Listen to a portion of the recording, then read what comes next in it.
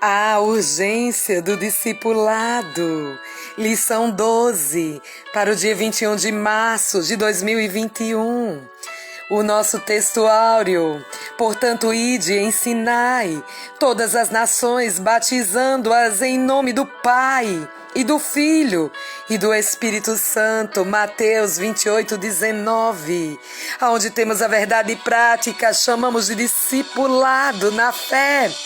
O aprendizado de um discípulo por meio de seu mestre na igreja, para ajudar a desenvolver o seu crescimento espiritual. Sabe, a leitura diária de segunda, terça, quarta, quinta, sexta e sábado, temos como títulos o ensino da palavra que acompanha a evangelização. Saulo de Társio foi convidado para conduzir o discipulado em Antioquia da Síria. O objetivo principal do apóstolo Paulo em Éfeso foi a educação cristã. Aprendemos a verdade cristã com os nossos mestres. A Bíblia é a fonte do discipulado. No discipulado aprendemos o funcionamento da vida cristã. E a nossa leitura bíblica em classe está lá em Mateus 28, verso 16 ao 20, e também em Atos, capítulo 2, verso 42 ao 47, aonde fala: E os 11 discípulos partiram para a Galileia, para o monte que Jesus lhe tinha designado. E quando o viram, o adoraram, mas alguns duvidaram. E chegando-se Jesus, falou-lhe, dizendo: É-me dado todo o poder no céu e na terra. Portanto, ide e ensinai a todas as nações, batizando-as em nome do Pai e do Filho e do Espírito Santo, ensinando-as a guardar todas as coisas que eu vos tenho mandado, e eis que estou convosco todos os dias até a consumação dos séculos. Amém. Atos, capítulo 2, verso 42 ao 47, fala: E perseveraram na doutrina dos apóstolos, e na comunhão, e no partir do pão, e nas orações. E cada alma havia temor, e muitas maravilhas, sinais se faziam pelos apóstolos. Todos os que criam estavam juntos e tinham tudo em comum. Vendiam suas propriedades e fazendas e repartiam com todos, segundo cada um tinha necessidade. E perseverando unânimes todos os dias no templo, e partindo pão em casa, comia juntos, com alegria e singeleza de coração, louvando a Deus e caindo na graça de todo o povo. E todos os dias acrescentava o Senhor à igreja aqueles que se haviam de salvar. Deixa eu falar uma coisa para você, meu amado ouvinte. O discipulado acompanha a pregação do Evangelho desde o princípio e é fundamental importância como base inicial na formação cristã do novo convertido. A forma que a igreja local o desenvolverá somará na formação do caráter cristão para o bem ou para o mal. Você está entendendo? O que é discipulado? O termo discipulado vem de discípulo, que significa aprendiz, aluno, seguidor. Isso vale no âmbito secular e religioso. Qualquer sentido deste termo se aplica ao cristão. O discípulo, o termo se aplica com frequência nos evangelhos aos seguidores de Jesus. Você vê isso lá em Mateus, capítulo 5, do verso 1, e também em João, capítulo 2, no verso 12.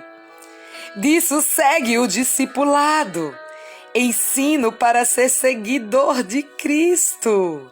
Ou seja, é o ensino bíblico básico para o novo convertido desenvolver-se espiritualmente. Trata-se de instrução. Instrução que abrange vários aspectos da vida, na área espiritual, emocional e social. O Ministério do Ensino, meu amado ouvinte, ocupa o espaço relevante no cristianismo. Aparece na lista dos dons da graça de Deus. Se ensinar, haja dedicação ao ensino. Medite lá em Romanos, capítulo 12, no verso 7.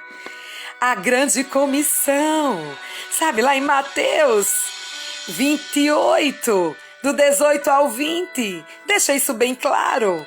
É o nome que se dá à comissão que o Senhor Jesus designou para a evangelização das nações. O verbo ensinar, em ensinai todas as nações. Depois você medite em Mateus 28, 19, a parte A. Ou façam discípulos de todas as nações. Sabe, meu amado ouvinte, a Nova Almeida atualizada, a Mete e Teuã, fazer discípulo, discipular. O discipulado não é opção, é mandamento divino para edificação, crescimento espiritual de cada cristão. Além do discipulado, ele também ordenou que esses novos discípulos guardem o que aprenderem, ensinando-os a guardar todas as coisas que eu vos tenho mandado. Fala lá em Mateus 28, 20, ou seja, as doutrinas e os pontos doutrinários que Jesus ensinou. Sabe, meu amado ouvinte, o livro de Atos mostra os apóstolos no cumprimento dessa palavra. Medite lá em Atos, no capítulo 2, no verso 42. No capítulo 4, verso 1 e 2. E também no capítulo 5, verso 21 e 28. Vamos falar um pouco da educação cristã. A doutrina dos apóstolos, lá em Atos, capítulo 2, verso 42, está dentro do corpo doutrinário que Jesus ensinou aos discípulos durante o seu ministério terreno e que depois o Espírito Santo se encarregou de orientá-los. Medite lá em João 14, 26. Deixa eu te dizer uma coisa. O currículo de qualquer um dos nossos cursos teológicos constam diversas disciplinas sobre Deus e Jesus e o Espírito Santo e a Trindade, sobre os anjos, o homem e o pecado, sobre a expiação e a salvação, sobre a morte e a ressurreição dos mortos, sobre a sua vinda e a igreja. Jesus falou e ensinou sobre tudo isso, meu amado ouvinte, e muito mais. Com a teologia prática, a ética, aquilo que o cristão deve praticar no seu dia a dia. O ensino nesse contexto pode se referir também aos cursos de teologia. Deixa eu te falar uma coisa. Vamos falar um pouco sobre o tripé do discipulado, a palavra, a comunhão e serviço. Essa trilogia, palavra, comunhão e serviço, era a marca da igreja de Jerusalém, logo após o Pentecoste.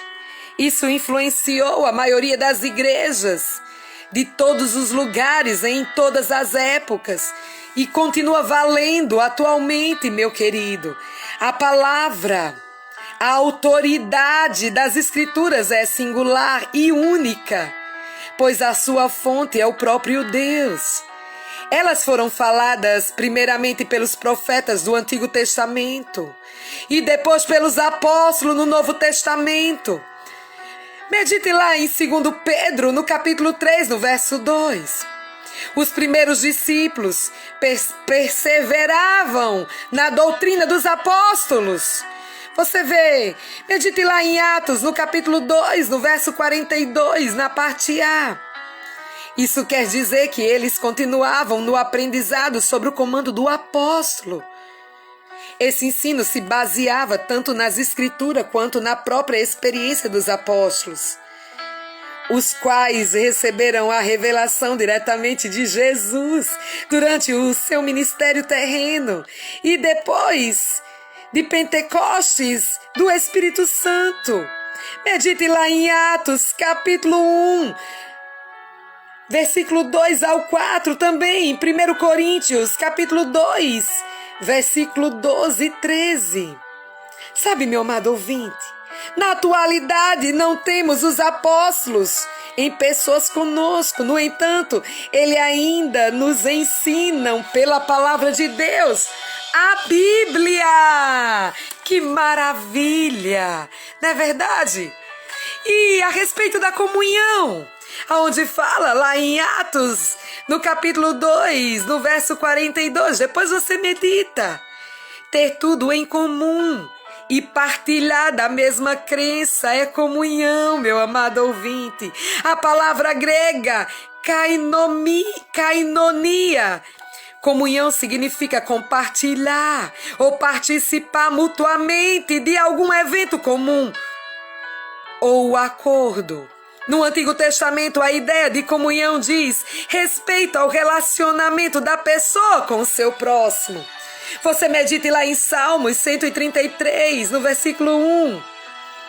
E nunca do ser humano com Deus. Embora Abraão tenha sido chamado amigo de Deus, você vê, depois medite lá em Isaías 41, verso 8, e Tiago, capítulo 2, verso 23. E Moisés tenha falado com Deus face a face, Deuteronômio 34, 10. Eles não provaram a mesma comunhão com Deus como os crentes da nova aliança. Você vê lá em João 15, 14.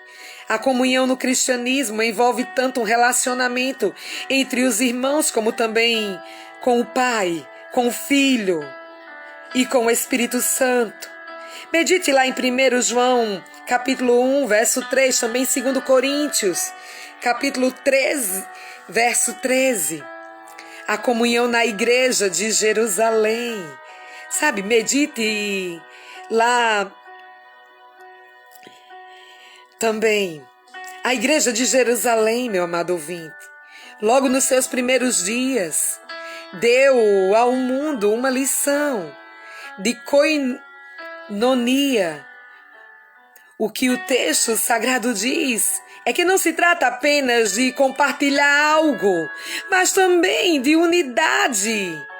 Você pode meditar em Atos 4, no versículo 32.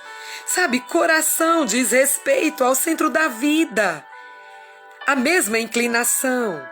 A alma é a sede das emoções. Fala dos mesmos afetos e sentimentos. Podemos meditar também Felipe, lá no capítulo 2, no verso 3. E 1 João, capítulo 3, verso 16 ao 18. Sabe, todos os crentes tinham o mesmo propósito, a mesma esperança, servindo ao Senhor. Porque o serviço trata-se de um termo de significado amplo nas Escrituras Sagradas. O termo visto isoladamente quer dizer um trabalho realizado para alguém ou algo, seguido às suas instruções. O termo no Antigo Testamento se relaciona, na maioria das vezes, aos sacerdotes no santuário e também a qualquer pessoa temente a Deus. Medite em Isaías 24, 15.